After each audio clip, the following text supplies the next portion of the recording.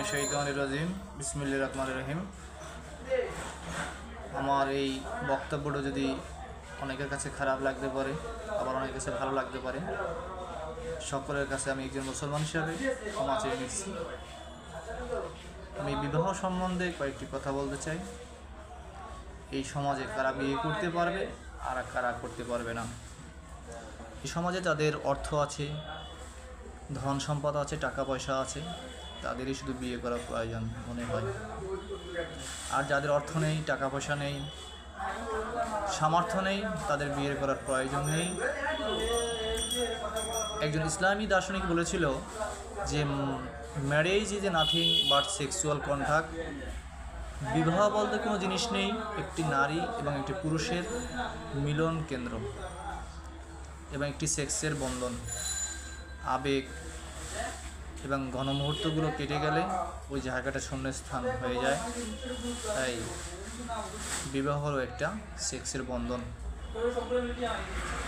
এবং রাষ্ট্রবিজ্ঞানী প্লেটো বলেছিল যে এই সমাজে কে বিয়ে করতে পারবে, কে পারবে না। প্লেটো বলেছিল যার অর্থ আছে, সামর্থ্য আছে, সমাজে ধনাঢ্য ব্যক্তি, শুধু সেই বিয়ে করবে। এবং এটা রাষ্ট্র, সরকার দেখাশোনা করবে, সরকার পরিচালনা করবে। সমাজে এক জায়গায় তাঁবু খাটাবে, সেখানে সুন্দরী রমণীরা আসবে, যার যেটা পছন্দ হবে সেই পছন্দ অনুযায়ী তারা বিবাহ বন্ধনে আবদ্ধ হবে এবং সেই বিবাহগুলো সরকার দ্বারা পরিচালিত হবে। সরকার সেগুলো দেখাশোনা করবে। আর যার অর্থ নেই, সামর্থ্য নেই, সমাজে নিচু শ্রেণীর মানুষ, তাদের বিবাহ করার কোনো প্রয়োজন নেই। ঠিক আমি মনে করি, আমার মতে এটাই হওয়া উচিত। কারণ সামর্থ্য, অর্থ না থাকলে এই সমাজে বিবাহ বিচ্ছেদ অনর্গল ঘটতেই থাকবে। সুখের সংসার ভেঙে যাবে অর্থের অভাবে।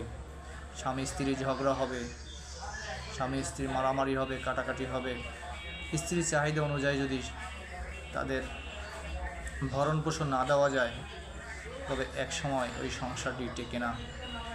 ক্ষতিগ্রস্ত হয় দুটি পক্ষই, যেমন নারী, যেমন একটা পরিবারের ছেলেও ক্ষতিগ্রস্ত হয়।